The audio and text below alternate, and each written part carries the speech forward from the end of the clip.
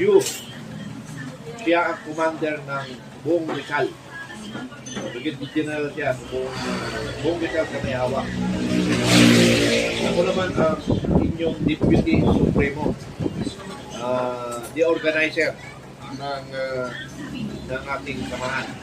Ang ating Supremo ay si Kapitado ni Baron PMA 83. Ibig sabihin, sa buong class ng 83, siya yung, nung lumabas sila sa academy, siya yung warrior. Video ibig sabihin, kung sa Bicol ang tawag, Uragon.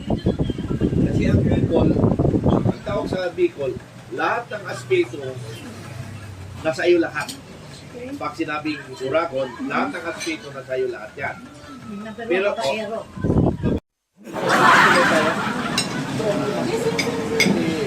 para hindi man tayo yung kita. So, yung hindi ko ganang kilala dito, ayun naman ganang kilala, no? Si Major General Lar. Kasi ganito, pagka once nag-usap-usap tayo na Filipino Guerrilla Forces, dapat may proper address na tayo para magiging practice at protocol na natin.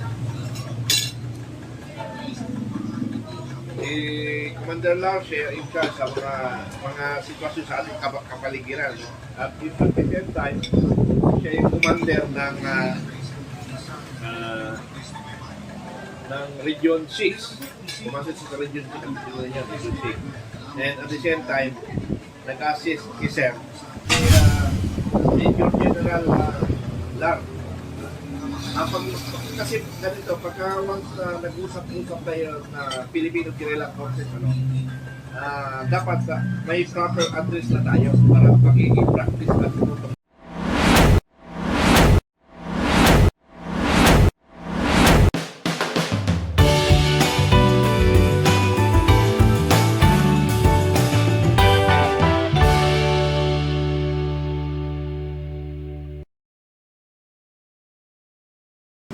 Tuloy tayo. Para hindi man tayo yung kita. So, yung hindi ko ganang kilala dito, ayun naman ganang kilala, no? Si Major General Lar. Kasi ganito, pagka once nag-usap-usap tayo na Filipino Guerrilla Forces, dapat may proper address na tayo para magiging practice at protocol na natin. Commander Lar, siya in charge sa mga sitwasyon sa ating kapaligiran. No? At at the same time, siya yung commander ng Region 6. Pumasok sa Region 6 ang pinili niya, Region 6. And at the same time, nag-assist kay Sir sa buong Rizal. Siya yung ating commander. Now, si Madam, hinahanapan ko siya ng position national officer. Maaaring doon siya sa grupo ng legal. Kasi may legal tayo, hindi ko pa pinubuo. May mga abogado na tayong kasama. So, lalagay natin sila sa legal advisor, legal staff. Okay. Ito naman si Bigman, si Major General Luke. Major General siya kasi siya ang acting executive secretary. Yeah, national. Siya naman siya, si Brigadier General Yu, siya ang commander ng buong Rizal. Brigadier General siya sa buong Rizal sa may hawak. Ako naman ang inyong Deputy Supremo, the organizer ng ating samahan. Ang ating Supremo ay si Kapitado ni Baron PMA 83. Ibig sabihin, sa buong class ng 83, siya yung, nung lumabas sila sa academy, siya yung warrior. Video ibig sabihin, kung sa Bicol ang tawag, Uragon. Kasi ang Bicol, ang tawag sa Bicol, lahat ng aspeto nasa iyo lahat. Pag sinabing Uragon, lahat ng aspeto nasa iyo lahat yan. Pero, babae, hindi, babaero, magaling, leadership, lahat na, nasa kanya. Pero pagka sa Samar, pag sinabing Uragon sa Samar, yun yung tinasabi mo. Malibog. Sa Samar yun, malibog. Yun. Pero pag Bicol, ikaw ang katangang-tanging tao sa Bicol pag tinawag kang Uragon. Hindi nakasama ka talino, magaling, matapang, pag-aspeto na kayo lahat. Pero pag sa Samar, Uragon, malibog. Okay. So ako deputy, then ito pa, magiging kwan. Hindi ko na matandaan eh. Kapis, commander ng Kapis. Major General, Aguda. Pakura. Magkasama kayo? Hindi ko pang hindi ko na pinag-usapan Kupang. National. Ibig sabihin, wala kayo. Sa region lang kayo kasi Kupang lang kayo eh. Kupang dito kaya. Dito kasi ang Kapis eh. Siya yung Brigadier General ng Kapis. Siya ang commander doon sa Kapis. Although nandito siya. Pero ito turnover mo yan because hindi ka doon nakatira.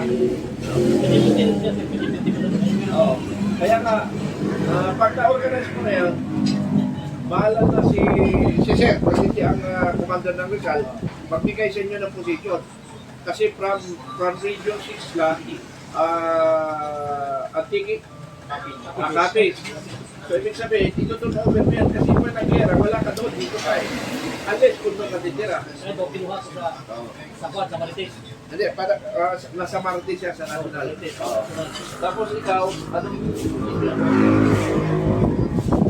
Yan, sa Marites din yan. Sige. Ha? Ibig sabihin, sa National Marites. Oo, sige. Hindi ko na bala. Si Master, Kasama yan sa Marites. Mate, sa tropa mo ito. Ay, dito natin. Puro alpa lang ha?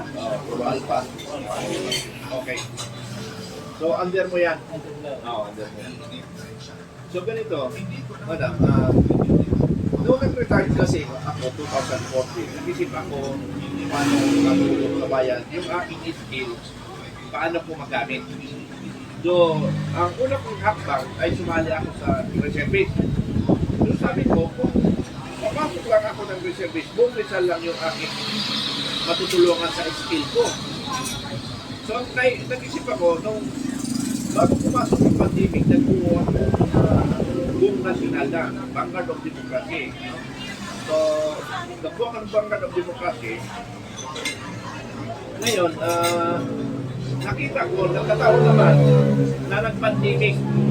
Maraming mga may problemang Pilipino, nabuo ko yan. Ang sabi ko, tutulungan ko ang Pilipinas, ang Pilipino na naghihirap. So, tinulungan ko nila yung mga may problema sa mga ayuda. Tapos, may naging problema kami sa pension, sa EFP, Pension Management Center. May korupsyon. Pinasukan ko. Bilyon ang hinahanap ko sa kanila. Hanggang ngayon, nasa Supreme Court sa Cornell, Ombudsman. Okay. Di mo na-election, buo ako ng 6 million people to support Marcos to win the election. Nanalo. Pero ang nangyari, anong sinasabi ng mga tao noon? Nabudol. So yung 6 million na tao ko, nawala. Nawala yung 6 million na tao.